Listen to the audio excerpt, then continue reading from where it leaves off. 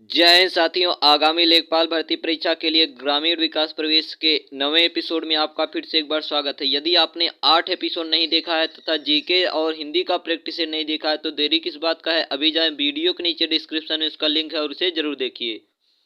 तो चलिए आज का क्वेश्चन स्टार्ट करते हैं हम लोग। पहला क्वेश्चन इन्होंने 76 क्या कहा है, ध्यान देना। 100 से 200 सेंटीमीटर वार्षिक वर्षा वाले क्षेत्रों में किस प्रकार की खेती होती है? तो याद रखिएगा 100 से 200 सेंटीमीटर वार्षिक वर्षा वाले क्षेत्रों में आर्द्र कृषि होती है। कौन सी होती है? आर्द्र कृषि होती है। तो याद रखिएगा इसको, 100 से 2 सेंटीमीटर वार्षिक वर्षा वाले कृषि क्षेत्रों में आर्द्र कृषि होती है। ठीक है।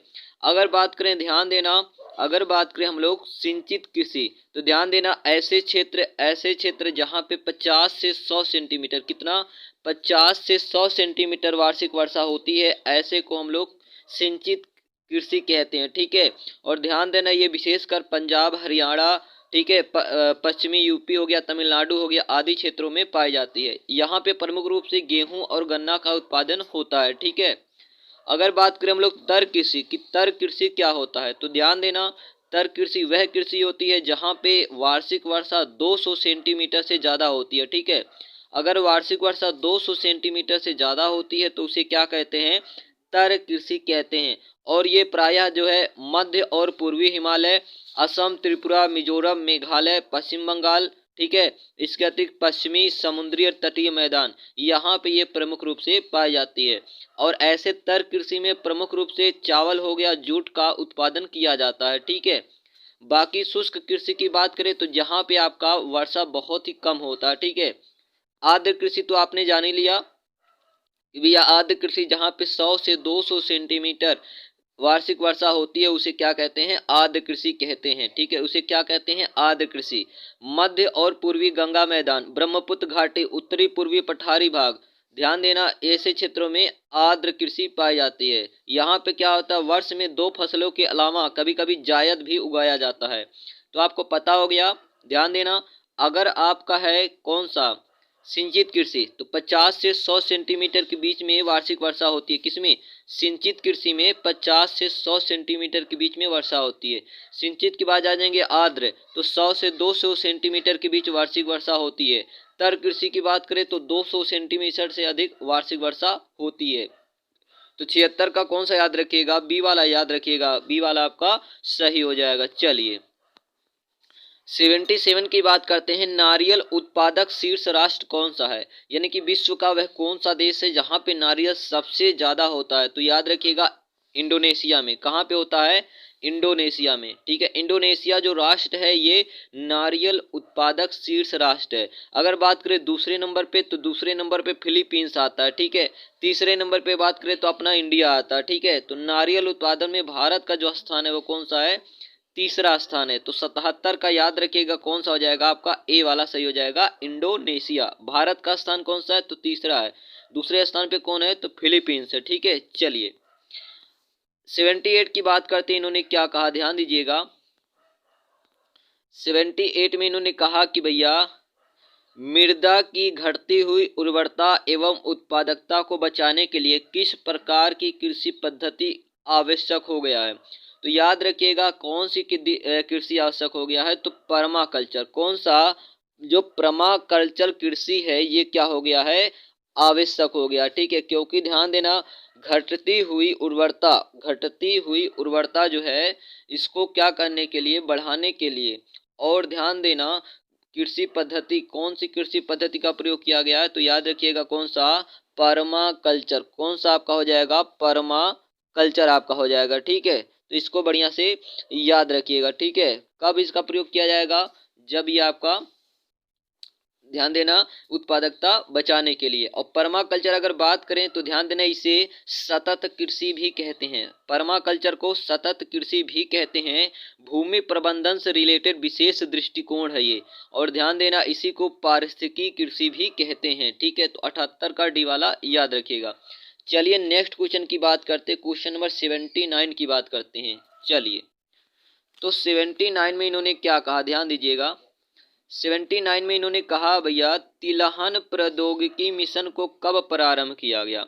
तिलहन प्रौद्योगिकी मिशन को कब प्रारंभ किया गया? तो याद रखिएगा 1986 में ये प्रारंभ किया गया, ठीक है, 1986 में, यानी कि 1986 में। आगे अगर बात करें तो इन्होंने क्या कहा, ध्यान दीजिएगा, इन्होंने कहा कि एग्रो सिल्वीकल्चर, ठीक है, एग्रो सिल्वीकल्चर का तात्पर्य क्या है? तो याद रखिएगा फसलों के साथ साथ, ठीक है, फसलों के साथ साथ ईंधन के वृक्ष, ठीक है, फसलों के साथ साथ ईंधन के वृक्ष, ये क्या आता है, एग्रो सिल्वीकल्चर में आ जाता। 80 का बी वाला याद रखिएगा। चलिए 81 की बात करते हैं तो भैया भारत में जमींदारी भू व्यवस्था किसके काल में लागू किया गया? तो याद रखिएगा लॉर्ड कॉर्नवालिस, ठीक है, लॉर्ड कॉर्नवालिस के समय में जमींदारी भू व्यवस्था लागू किया गया था। अगर बात करें टॉमस मुनरो, टॉमस मुनरो क्या है, इन्होंने ही, ध्यान देना, रैयतवाड़ी व्यवस्था को 1820 में भारत में लागू किया था। कौन सा? रैयतवाड़ी व्यवस्था। अगर बात करें लॉर्ड विलियम बेंटिक, तो इन्होंने सती प्रथा और ठगी प्रथा का जो अंत कराया, ठीक है, राजा राम मोहन राय के माध्यम से, ठीक है। तो 81 का सी वाला याद रखिएगा। 82 की बात करते हैं, इन्होंने क्या कहा 82 में, भारतीय दलहन अनुसंधान केंद्र कहाँ है? तो याद रखिएगा भारतीय दलहन अनुसंधान केंद्र कहाँ पड़ता है आपका? तो कानपुर में पड़ता। कहाँ पे? कानपुर में पड़ता है, ठीक है। और कानपुर में अगर बात करें तो आपका जो चीनी वाला है, ठीक है, चलिए इसको भी याद रखिएगा। नेक्स्ट बात करते हैं 83 में, इन्होंने क्या कहा है, केंद्रीय समुद्री मत्स्य अनुसंधान संस्थान कहाँ है? तो याद रखिए ये पड़ेगा कोची, ठीक है, कहाँ पे पड़ते हैं? कोची में आपका पड़ता है, ठीक है। तो 83 का कौन सा हो जाएगा आपका? ए वाला सही हो जाएगा, ठीक है। चलिए 84 की बात करते हैं, इन्होंने क्या कहा, केंद्रीय धान अनुसंधान संस्थान कहाँ स्थित है? तो याद रखिएगा केंद्रीय धान अनुसंधान संस्थान कहाँ है, या केंद्रीय चावल, चाहे केंद्रीय धान कहे या केंद्रीय चावल कहे, तो याद रखिएगा ये कहाँ है, तो आपका पड़ेगा कटक, उड़ीसा के अंदर पड़ता है कटक, ठीक है। चलिए नेक्स्ट क्वेश्चन की बात करते हैं। 85 इन्होंने क्या कहा? 85 में इन्होंने कहा, देखिएगा, इन्होंने कहा है कि 85 में सूची 1 को सूची 2 से मिलाना है, ठीक है, आपको क्या करना है, इसको मिलाना है। तो चलिए मिलाते हैं इसको, ध्यान दीजिएगा। हरा सोना किसे कहते हैं? तो याद रखिएगा हरा सोना किसे कहते हैं? कॉपर पाइराइट को, ठीक है, कॉपर पाइराइट को क्या कहते हैं? हरा सोना भी कहते हैं, ठीक है। आगे हम लोग बात करें तो क्या है आपका? झूठा सोना। झूठा सोना की अगर बात करें, सॉरी हरा सोना की बात करें अगर, ध्यान देना, जो आपका हरा सोना है ये अफीम को बोलते हैं, ठीक है, किसको बोलते हैं? अफीम को, ठीक है, किसको बोलते हैं हरा सोना? तो याद रखिएगा ये अफीम को बोलते हैं। चलिए तो ए का आपका हो जाएगा 3। झूठा सोना किसको बोलते हैं? तो याद रखिएगा कॉपर पाइराइट को, ठीक है, पाइराइट को क्या बोलते हैं? झूठा सोना बोलते हैं, यानी कि बी का 4 हो जाएगा, ठीक है। सी की बात करें फलों का राजा, तो फलों का राजा किसको बोलते हैं? आम को, ठीक है। अगला है फलों की रानी, तो फलों की रानी किसको बोलते हैं? लीची को बोलते हैं, यानी कि ए का 4 हो जाएगा, ठीक है, ए का 3, ठीक है, ए का 3, बी का 4, सी का 1, डी का 2 हो जाएगा। यानी कि इस हिसाब से अगर आप मिलाओगे, इस हिसाब से अगर आप मिलाओगे तो आपका कौन सा हो जाएगा? ऑप्शन नंबर आपका ये वाला सही हो जाएगा। कौन सा? याद रखिएगा ऑप्शन नंबर आपका हो जाएगा ए वाला सही हो जाएगा। कौन सा? ए वाला आपका सही हो जाएगा। चलिए नेक्स्ट क्वेश्चन देखते हैं हमारा क्या पूछा इन्होंने, ध्यान दीजिएगा। इन्होंने कहा कि भाई सोयाबीन में तेल की कितनी प्रतिशत मात्रा पाई जाती है, ठीक है, सोयाबीन में तेल की कितनी प्रतिशत मात्रा पाई जाती? तो याद रखिएगा 20 से 22%। और सोयाबीन, मशरूम के बाद सोयाबीन का ही नंबर आता है जिसमें सर्वाधिक मात्रा में प्रोटीन पाया जाता है, ठीक है। तो सबसे ज़्यादा आपका मशरूम हो गया, मशरूम के बाद आपका सोयाबीन हो गया जिसमें सबसे ज़्यादा प्रोटीन पाया जाता है, 42 से 46% लगभग, ठीक है। तो 86 का बी वाला याद रखिएगा। चलिए 87 की बात करते हैं, इन्होंने क्या पूछा है, ध्यान देना। इन्होंने कहा कि भाई इंडियन इंस्टीट्यूट ऑफ पेट्रोलियम कहाँ है? इंडियन इंस्टीट्यूट ऑफ पेट्रोलियम यानी कि IIP, तो याद है क्या ये पड़ता है आपका देहरादून। कहाँ पे? उत्तराखंड की राजधानी देहरादून में आपका पड़ता क्या? IIP का मुख्यालय, ठीक है, इंडियन इंस्टीट्यूट ऑफ पेट्रोलियम, ठीक है, इंडियन इंस्टीट्यूट ऑफ पेट्रोलियम आपका कहाँ पड़ जाएगा? तो देहरादून के अंदर पड़ता है, ठीक है। अगली की बात करते हैं क्वेश्चन नंबर 88 में इन्होंने क्या कहा कृषि में विभिन्न किस्मों के उर्वरकों नाइट्रोजन, फास्फोरस और पोटेशियम किस संतुलित अनुपात में किया जाना चाहिए? तो ये किस में किया जाना चाहिए? तो 4:2:1 में। किसमें? 4:2:1 में।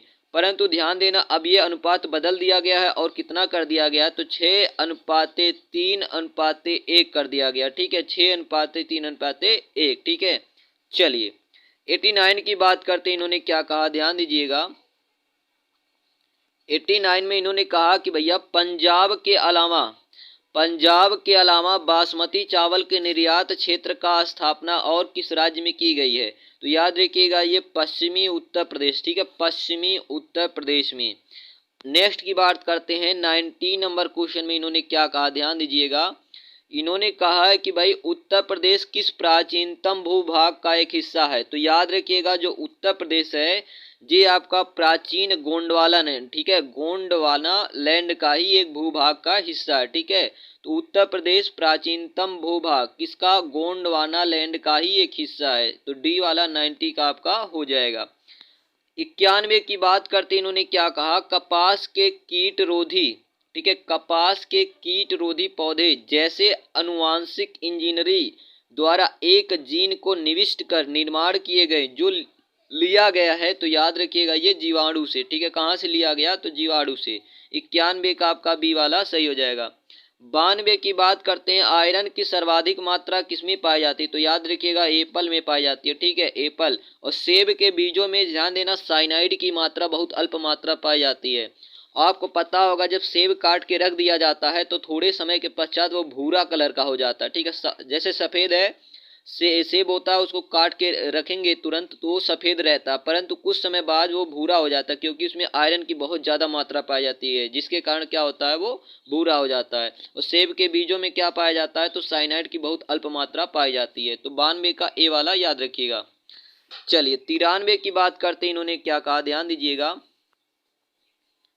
सामाजिक वानिकी योजना को कब प्रारंभ किया गया था? तो सामाजिक वानिकी योजना को याद रखिएगा 1976 में प्रारंभ किया गया था। कब? 1976 में, 1976।